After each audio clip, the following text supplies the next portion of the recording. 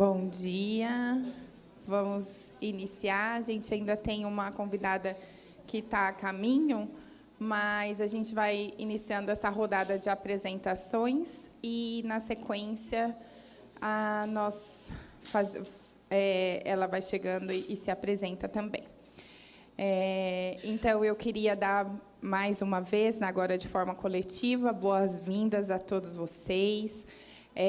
Dizer que nós aqui estamos muito felizes, né? Estávamos nos preparativos para recebê-los e queríamos fazer da melhor maneira possível.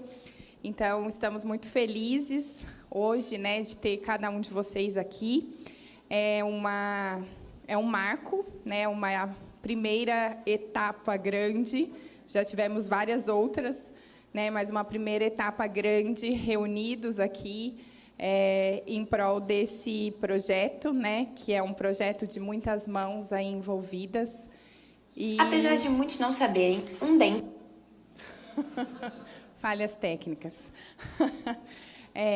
Então, a gente preparou cada detalhe para vocês, e tentando ser o mais produtivo possível e também que não ficasse muito cansativo e que não precisasse que vocês se afastassem das atividades também por muito tempo, porque a gente sabe que todo mundo é muito ocupado e tem muitas atividades aí para serem feitas. Então, muito obrigada, mais uma vez, por terem topado participar desse projeto e por estarem aqui conosco hoje. Então, esse projeto é um projeto que a gente já vem trabalhando nele há muitos anos, né? Ele começou lá atrás, em 2021, e ele é o resultado de uma série... Não está indo. Vocês congelaram ali, ó.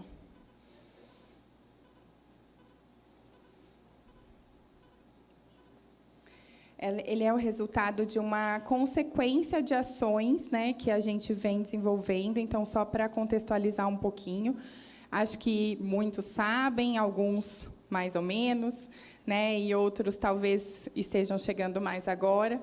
Mas nós aqui, dentro da FOUSP, eu sou do Departamento de Odontopediatria, e há alguns anos, desde que eu me inseri como professora aqui, eu venho trabalhando com estudos clínicos, até por um pontapé da FAPESP, que um dia eu pedi um fomento para um estudo laboratorial, e eles me falaram: por que você quer fazer estudos laboratoriais se você tem feito tantos estudos clínicos desde a sua graduação?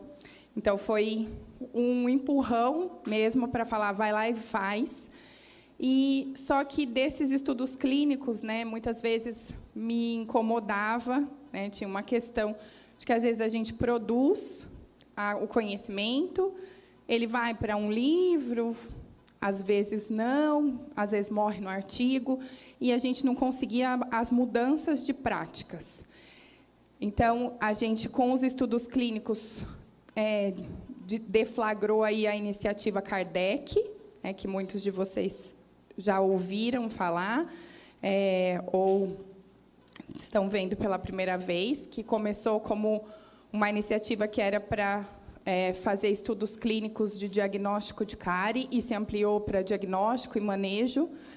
E aí, desses estudos clínicos, nós começamos também a trabalhar com uma parte de tradução do conhecimento para clínicos, só tentando digerir mesmo algumas evidências já produzidas e tentando digerir as melhores evidências numa linguagem mais acessível.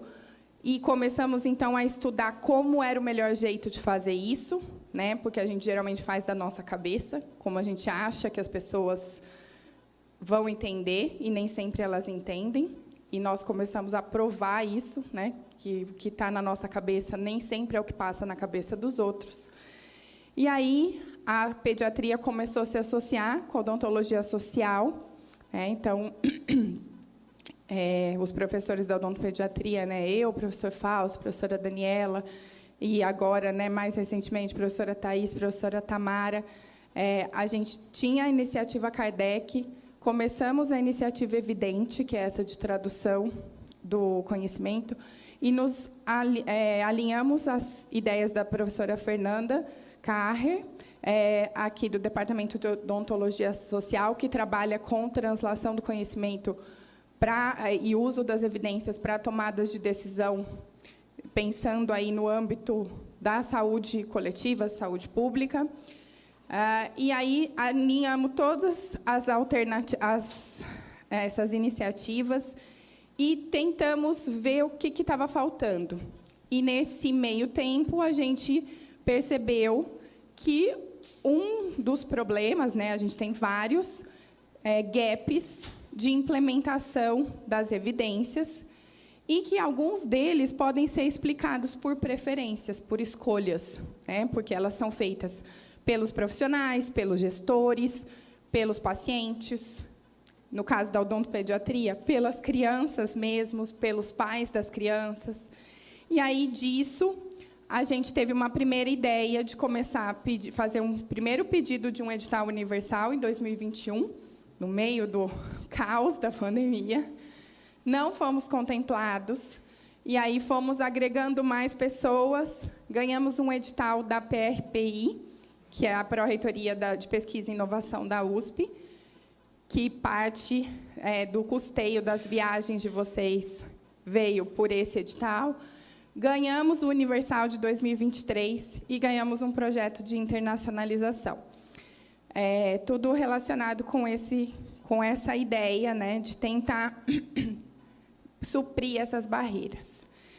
Então, a gente tem, dentro aqui da FOUSP, organizado dentro de um grupo muito grande, né? Então, são muitas frentes. A gente tenta preparar tudo aqui, testar tudo aqui, antes de dividir com vocês, para que os perrengues maiores aconteçam aqui, né? Os mais graves, e a gente já tente passar de um jeito mais redondinho. Então, temos muitos professores daqui, como eu falei, da odontopediatria, da odontologia social, né? Alguns que estão aqui conosco hoje. E também muitos alunos, né, que nos ajudam aí nessa empreitada, alguns, né, que vocês já tiveram contato, e que eu queria pedir para eles se apresentarem, para que todos conheçam, e depois faço uma rodada de apresentação de vocês. Bom, então, a gente começou com essa ideia aqui em São Paulo, né, mas a gente acreditava que seria importante incluir outras partes do Brasil, porque, afinal de contas, as preferências poderiam mudar. E, se a gente queria fazer algo mais generalizável, né, e aí vai chegar até vocês. Então, a nossa ideia inicial, né, quando a gente pediu o primeiro universal e que se perpetuou para o segundo, era que a gente, de fato, como eu falei, conseguisse ver as visões de diferentes stakeholders, né, diferentes atores do processo de consumo da evidência, e tentasse, por aí, entender possíveis gaps que poderiam existir, em cima dos quais a gente poderia trabalhar de forma mais customizada, né, sem, de novo, fazer o que a gente acha que deve ser feito, e sim o que precisa, de fato, ser feito. E aí, com isso, né, saíram uma série de DCEs, que é a sigla de Discrete Choice Experiments, né, que é um tipo de experimento que a Gabi vai depois conversar um pouquinho mais com vocês, mas ele é muito utilizado em marketing, e para a gente fazer para diferentes públicos, né, em diferentes partes do Brasil. E aí, né, a gente teve o prazer e a felicidade de encontrar coordenadores, né, e parceiros acadêmicos ao redor do Brasil todo, né, em todas as regiões. Então, as pessoas... Eu acho que, quando eu fui pedir... voltando só antes, eu queria dizer, né, que nada seria possível sem fosse esse time de pessoas, né, que também nos ajudam e nos apoiam, porque cada professor daqui, né, do nosso centro, cada um com a sua participação, com as suas particularidades, cada um dos alunos, né, cuidou de cada pedacinho para que esse projeto pudesse acontecer. Desde pedir lá e colocar cada CPF no CNPq, né, Thaís? E depois na FAPESP, por isso que ela sabe o nome de todo mundo, que foi ela que digitou um por um, e na FAPESP cobrou um por um. até, né, o projeto, o desenvolvimento, os pilotos e as primeiras etapas. Então, cada um de vocês aqui é muito importante para cada um de nós, né? Então, a gente tem coordenadores espalhados em todas as regiões. Tem alguns que ainda a gente está em fase de negociação, vamos dizer assim, né? Que tem a intenção, mas ainda não está plenamente concretizado. Por exemplo, em Minas, onde mais? Que eu esqueci. Em Minas, Mato Grosso do Sul, né? Então, tem algumas regiões que ainda estão por vir e provavelmente vão entrar aí no projeto, assim como alguns foram entrando, né, ao longo do tempo. E aí a gente teve também a associação com professores da República Dominicana, com a qual a gente tem um DINTER, e que a gente conseguiu um outro edital de cooperação internacional, junto com o professor Mário Brondani, justamente para a gente tentar explorar a diversidade, né, nos diferentes contextos. E para ver se realmente, porque uma vez ele me questionou, será que precisa fazer tudo isso? Eu falei, eu acho que precisa, né? Porque o Brasil é muito diferente. O Canadá é grande, mas ele não é tão diferente igual nós somos. Embora ele seja brasileiro, né, ele já está há muito tempo no Canadá.